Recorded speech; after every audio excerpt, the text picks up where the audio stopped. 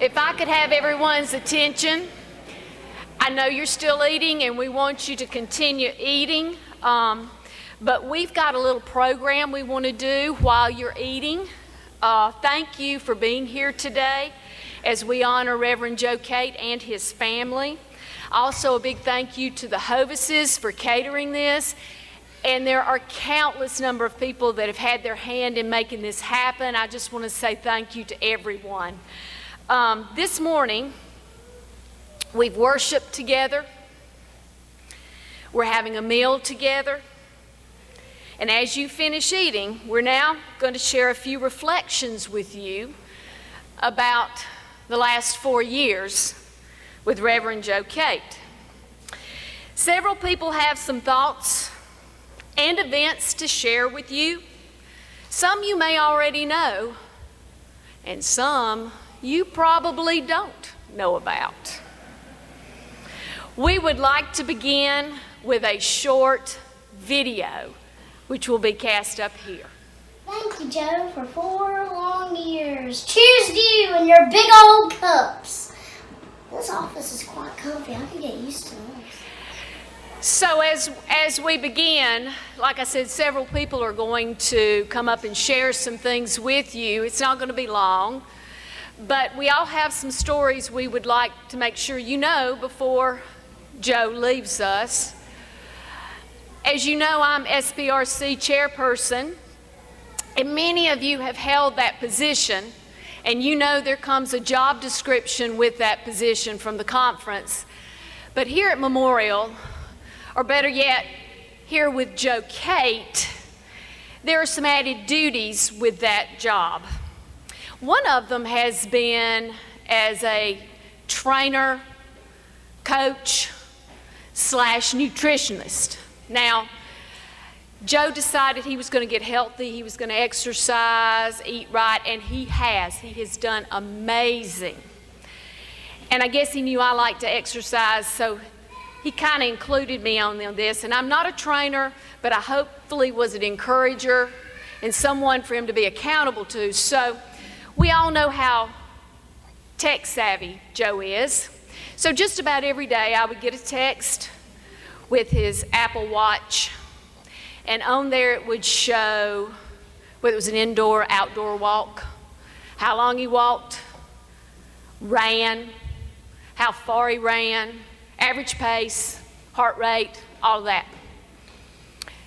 He got better and better, times longer, mileage longer, pace better, doing great. And then one day I get one and it said, time, 45 seconds. Elliptical machine. I don't even remember the distance. It was not even important. So I got to looking. I just couldn't figure it out. So I asked him. He said, that machine's awful. Apparently, he cannot get his arms and his legs going at the same time with that machine. So elliptical was out for a while, but he got better. I would notice his times for an outdoor walk would be late at night. He was running through the cemetery. Pace was good. Then I would notice some paces that were 18 to 20 minutes. And then I thought per mile. And then I thought, what is going on? Well, he had Baxter. Baxter had to sniff. And then one day I noticed one that was late at night. It was extremely fast. I noticed his heart rate was way up. This was the night he was in the cemetery and a supposedly big black cat was chasing him. So we're proud of you, Joe. You've done great. I hope you will continue on that path of exercise. We now have a little skit with Don Shabke and Ralph Johnson.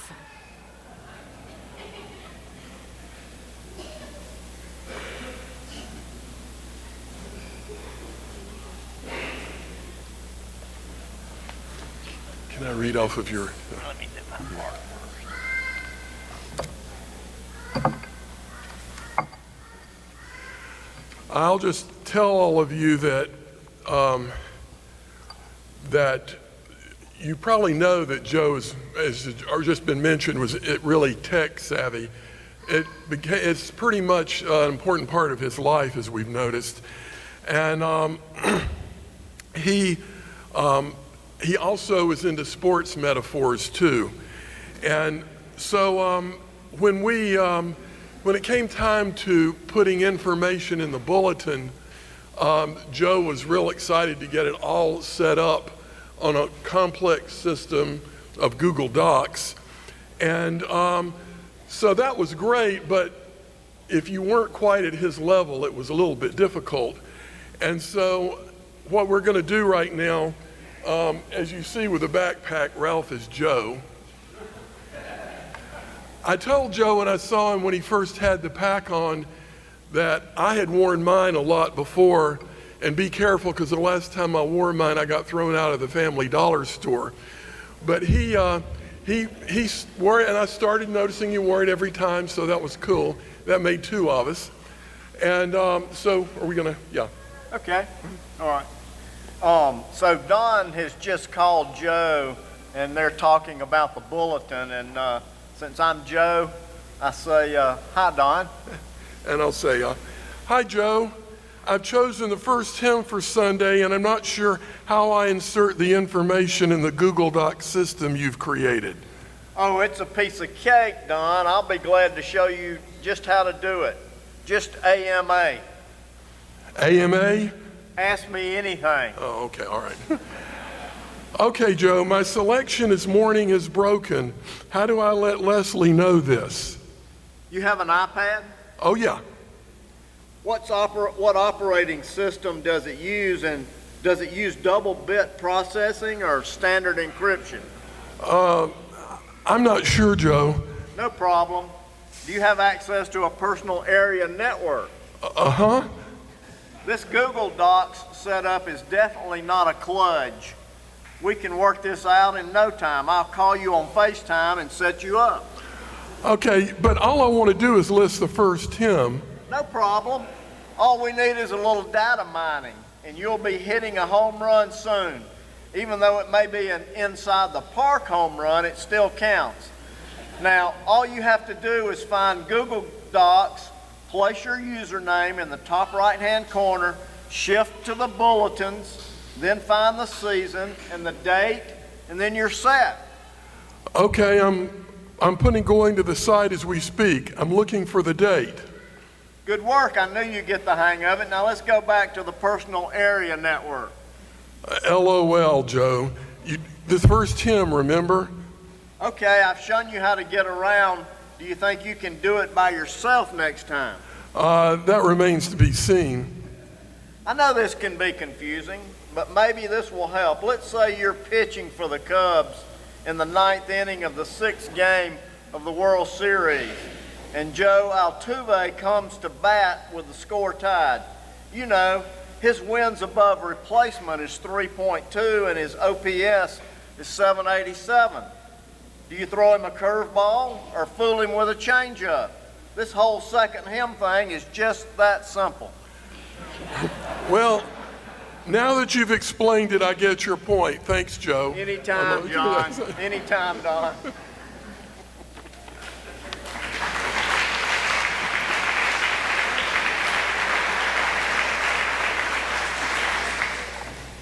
Next, I'm going to ask Kenna Owens to come up and say a few words. Kenna was chair of the SPRC for 2016 and 17, and she probably deserves a Purple Heart or some such award for her time dealing with Joe and a complete turnover of our staff. Okay. In fact, the story is that Kenna had to get an enhanced cell phone plan to deal with the phone calls and the texts from Joe. I want to remind you that when Joe came to us, he was driving a late model Ford Crown Victoria. On several occasions in Joe's presence, I referred to it as a pimp mobile. Joe's a pretty smart guy, and he pretty soon realized that Greer was more of a pickup truck town than it was a pimp-mobile town. Plus, I think he secretly wanted a pickup his entire adult life. So we all know Joe loves his truck, and Kenna has a story about that. Joe and I worked very closely together when he first came, and as Cindy said, a lot of times you were on call, and you never knew when the call would come. And Joe does a lot of things through text and emails, and sometimes he would text me something and it would just be a part of something that he was thinking at that time, and I would just say, I don't understand. And it got to be sometimes where I would just text him. He would be texting me back and forth, and I would say, where are you? And he would say, well, I'm at the church. I said, well, I'll just come by there. I need you to see my eyes when I say this, because I just can't get into all the texting like he did. One time he said to me, I picked up the phone, I was in my car, and he said, Kenna, and I said, yes. And he said, are you on 29? And I said, yes. And he said, would you please just pull in the parking lot where the BILO is? I'm going to meet you there. There's something I need you to sign. I need to talk to you about. So I was kind of on call, and we just went through the 2 years like we did. We made a lot of changes. But when Cindy and Ralph asked me, was there anything that I wanted to say or something that stood out? There were a lot of things that stood out. There were a lot of things that are great stories, but I don't know that they need to be told here. But one of my favorites was, as Ralph said, Joe loved his truck. And he loved his truck from the minute that he got it.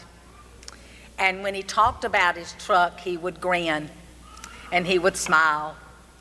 And so even though Joe lives very close to the church, he would drive his truck to his job.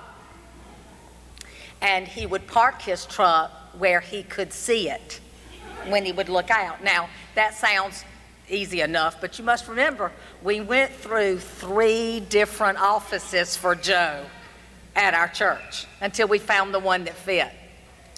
So one day, not long after he had gotten the truck, he drove the truck to work, looked out at it a couple of times during the day, was proud of it, was glad that it was close, and then after he worked a full day, he went home.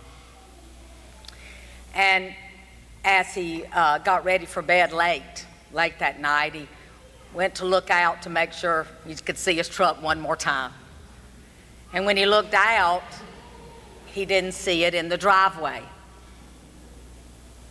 So he looked again to make sure, and it wasn't where he parks his truck. So he went the length. His driveway goes around the back of the house. He walked back there to that end of the driveway, back to the next end of the driveway. There, no truck. He looked out in the street in the front of his house, no truck. And he was sure that someone had stolen his truck. So he's getting ready to call the police to report a stolen vehicle when he suddenly remembers he walked home. He left his truck at work. So late at night, he jogs to the McCleskey Todd, and there's that truck parked in the parking lot where he left it that morning. So Joe, my hope for you is that your new office has a window where you can view your truck. And my hope is also that you never leave your truck and walk home, because I think it's going to be a long distance. Good luck.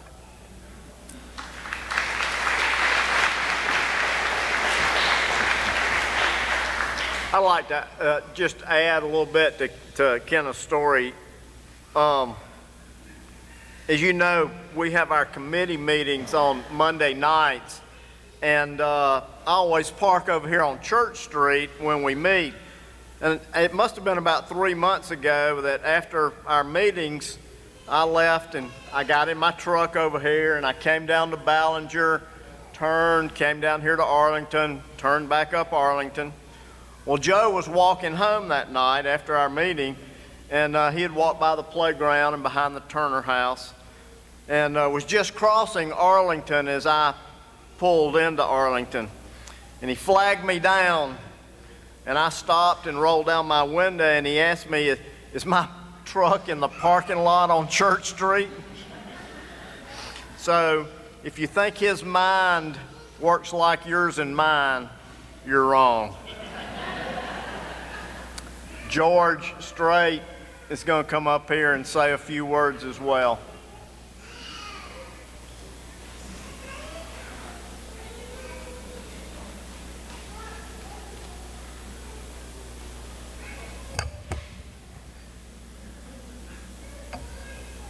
I had that trouble too, Joe.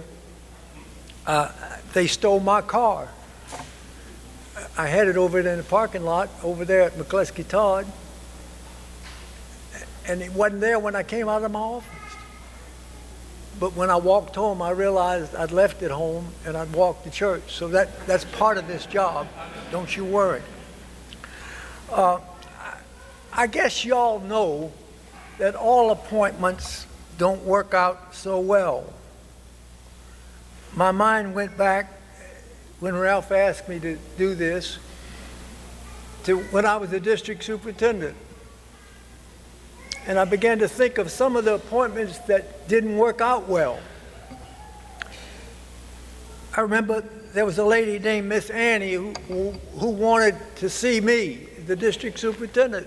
And I told my secretary, we'll set up an appointment and I'll be glad to see her.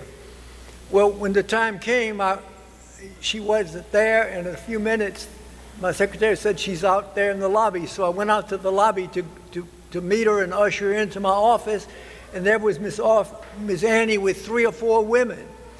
She'd come to tell me that they wanted their preacher to be moved. It wasn't a wonderful time. Sometimes people come and they're not happy with their preacher. Did y'all know that? Everybody doesn't sing Kumbaya. And this particular time, the man came to the office and he said he wanted his preacher moved. Said, we've met, the church is ready for him to go. And I said, well, we don't do that. We move people at conference. He said, we're ready for him to go. In fact, we don't want him back this next Sunday. And I said, well, that's not the way we do it in the Methodist Church. We move people in June. He said, now, you don't worry about paying him. We'll pay him for the rest of the year. We just don't want him to come back. I said, you're talking about trying to buy out his contract, aren't you? He said, yeah, that's what we want. I said, that's not the way we do it in the Methodist Church. Well, some committees, some staff parish relations committees pray, and you may have done this, for the preacher to move. You know that, don't you? Some people do. I remember this committee that prayed and they said, Lord, we want your will to be done, but if you find a place for our preacher and you see it's time for him to move, we'll say, thank you, Lord. But if you see to let him stay, we'll say, hallelujah. We've been blessed at Memorial for 4 years. There's so many things that have happened. The Methodist Church has been blessed. We have a system where a minister moves in, and my mind went back to when I moved in here, when I moved out, and when they had the meeting for me as I left. Lots of emotion go on. And my mind remembered a statement that was made by an English psychiatrist, John Hughes, and I've not forgotten it. Let me share it with you, and I quote, I contend that saying hello and saying goodbye are the 2 major learning tasks all humans need to accomplish. Learning to say hello and saying goodbye. And today we say to you, thank you. Thank you. We thank you for blessing us with 4 years. I thank you I don't know much about Google Doc, but I know how to use my little fob, and I thank you for that. And Katie, you and Joe and Addison and Caroline, we want you to know that we'll miss you because you've blessed us. Our hearts are just full of gratitude, but we wish for you, as you go your way, the very blessings of God Almighty on your journey. And we thank you. You've blessed us. Thank you.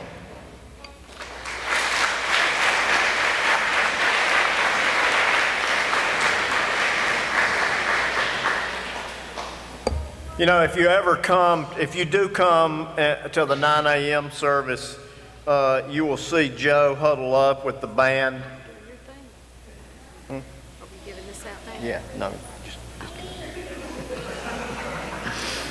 You'll see Joe huddle up with the band and the worship volunteers at the front of the FLC.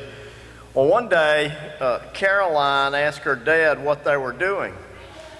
And Joe told her that they were praying that the service would go well and that his sermon would be a good one.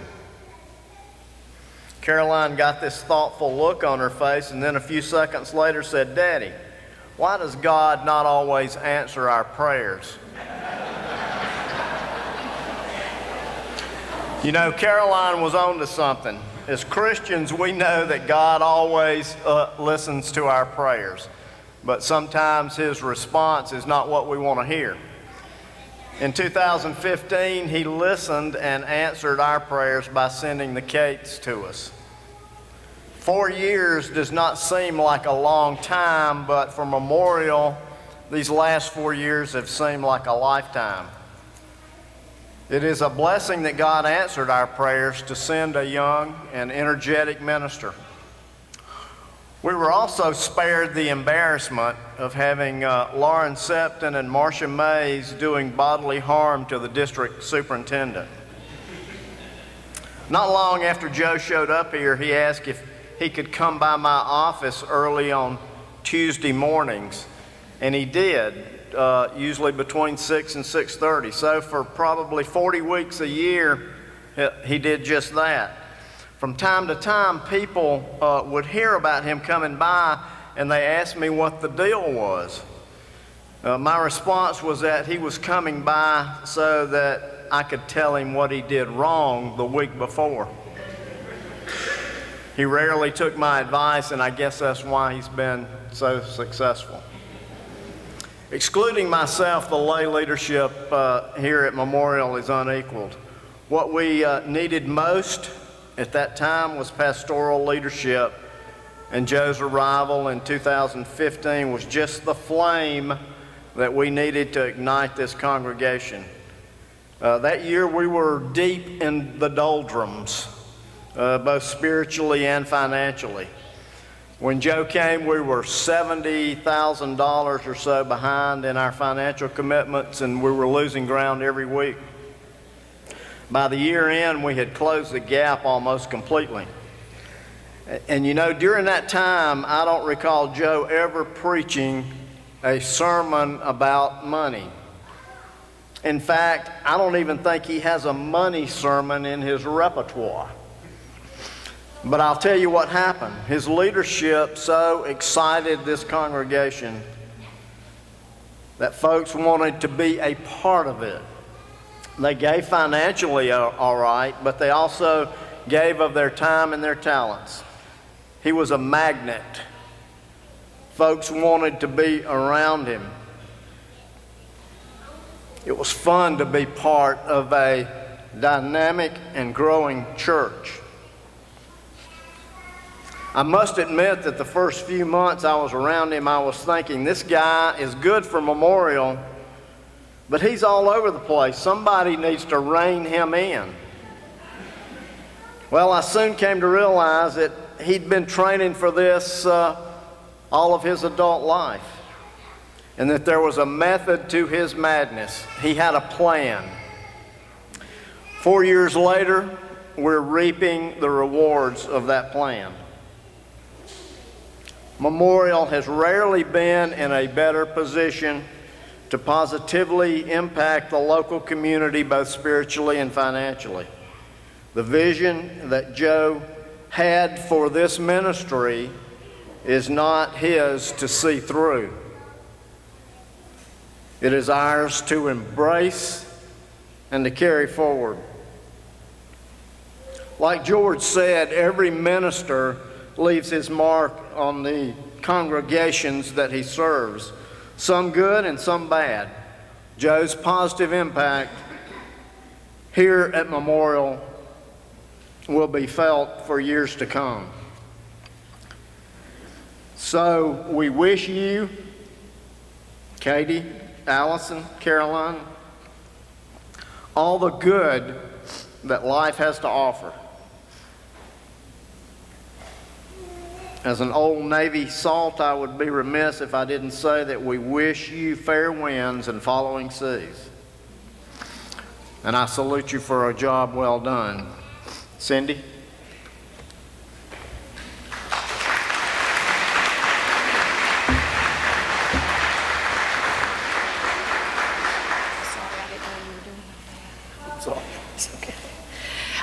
Joe and Cate, if you would come forward for just a moment. We do have something from the congregation, and as everyone's already said, we are so blessed. We are flourishing, and the Cate family is a big reason because this church is just flourishing at this time. We wish them well. We want them to know we support them, and I'll keep up with that exercising too. So, but we have this, first of all, from the congregation. This is a piece of the stained glass when the steeple was redone, and it has been put in a frame that we want them to have.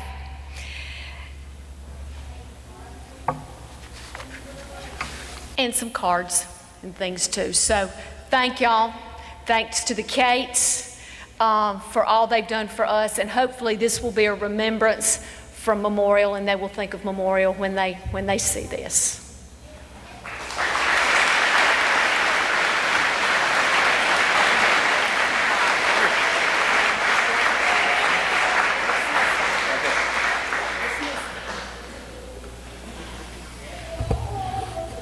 For years, I never actually stood at this thing. I was always out there. There's all sorts of different leaders, and I've obsessed about them all. I've tried out different ways to do it, and I've failed at a couple. But I learned that the best one was to just gather talented people and encourage them and get out of the way. And so all the things I was able to do are completely because of what you're able to do. I really just kind of pushed people around a little bit into different positions and put them in a position to succeed, and called people to serve in ways that they thought they couldn't, both in laity and in staff. I leaned on all of you heavily. Ralph and I both went to military schools. We both were born on March 18th. We both are dedicated to the church, and I think it ends there in terms of our similarities. What that meant was, though, we were the perfect balance for one another for what we needed. Each staff member that we asked, are you willing to do this thing? And then we had something in mind and you exceeded it. Each layperson that we asked, are you willing to do this thing? Each person that ran something that I never noticed, counted something I never noticed. Those of you who love to say one tiny little thing about once a year, once every 4 years, I want you to know that I hear it. Cate, I started 1 year by myself. And with my first paycheck, I got an engagement ring. I should say I put the down payment of like 0.5% on an engagement ring. And she's been here the entire time. She's led VBS, she's led the youth, She's pushed the button. She's printed the bulletin. She's done one of 50,000 things in the life of the church. And for that, I'm grateful. Yeah.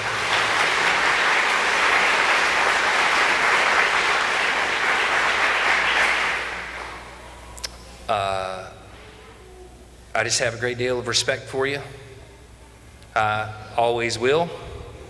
And I know in my heart I would have never done anything cooler than this in the life of the church. And so I'm glad this was the last thing. I'll be around. George actually told me something interesting, and I want everybody to hear it at the same time. He said, some people shut the door too hard out of respect for the next minister. And when he says some people to me, whatever he's saying, he's talking about me.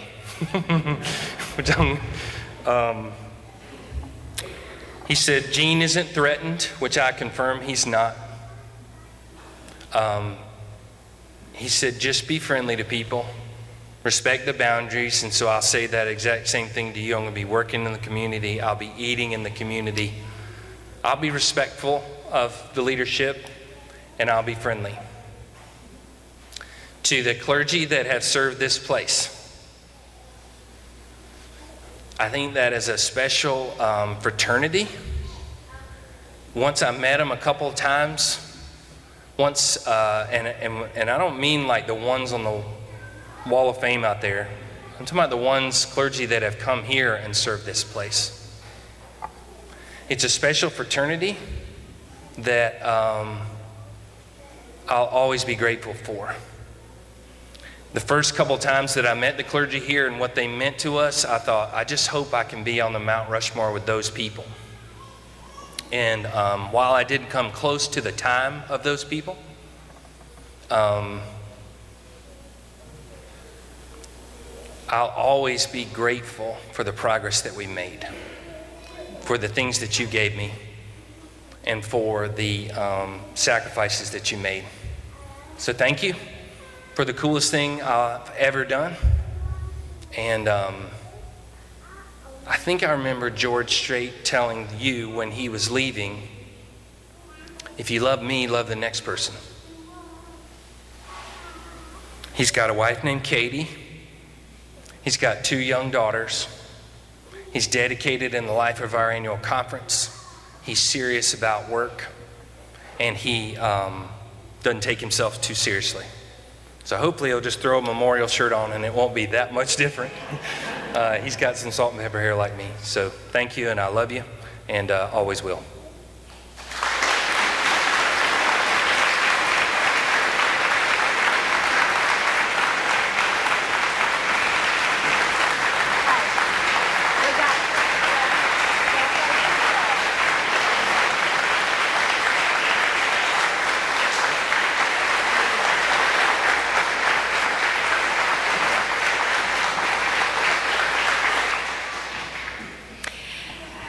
As we conclude, we have one more video. And after this video, we are finished, and the Cates can mingle, but I want them here to see this video at the end. Thank you. Hey Joe, this is something fun just for you, Katie and the girls. It's from the staff, Jimmy and Don and Caitlin and Elizabeth. They couldn't be here with us, and it's from the whole church. We're gonna miss you. Ready? Here we go. Come and listen to a story about a man named Joe, a really hard worker, a friend to all we know. Then one day, while working at his job, he got a great idea, and we got a fob. Key fob, that is, small and blue. Well, the first thing you know, Joe hired a brand new staff. These women and Jimmy really made him laugh. He said, where's my sermon? Everybody use the drive. Where is Leslie? What time will she arrive? 9:30. Staff, that is. Lots of work. Fun. Well, the next thing you know, the church is back on track. And God said, Joe, now it's time to pack. He said, you've been praying for a place you ought to be. So he loaded up the truck and moved to Pebble Creek. Greenville, that is, for the girls. the wife. Well, now it's time to say goodbye to Joe and all his kin, and we would like to thank him for the work that he's put in. You're invited back to lunch every Tuesday. We're really gonna miss you, that's all that we can say. Don't forget us, that is. Try to relax. Take your shoes off. Y'all come back now. You hear?